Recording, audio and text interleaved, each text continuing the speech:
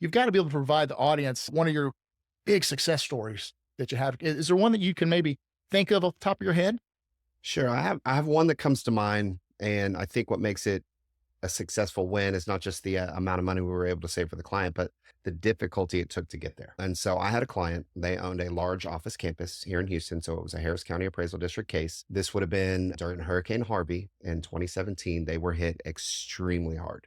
Feet of water for days, if not weeks, to contextualize it pre-COVID. So everyone was in the office and they needed their office. They weren't set up for hybrid work. They weren't set up for remote work.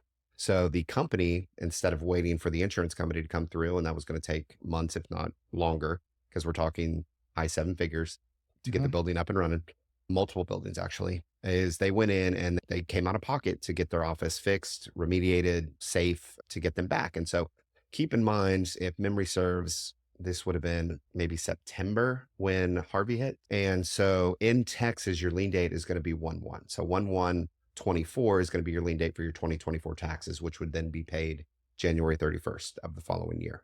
So in this case, it would have been 1/1/18 for the 2018 tax year would have been their lien date. They were up and running as of 1/1/18. So they got their notice value for 2018 taxes in April, and the value of the property actually went up. They took what was over $100 million office campus, and they increased it about 20% because they had put all this money into the property. And Harris County went and said, "Oh, okay, we don't care about Harvey. We're not going to give you any deferred maintenance issues Mhm. because you guys were up and running and improved on 1/1."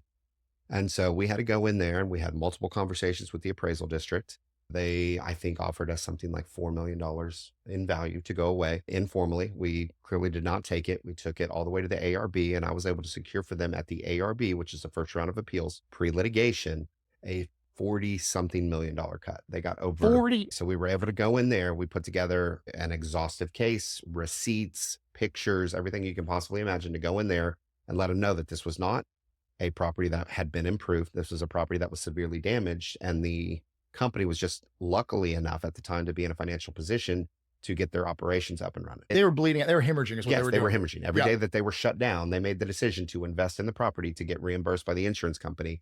And we were able to effectively convey that to the ARB, which made a good decision. It was a good result. We gave our client over $1 million in tax savings.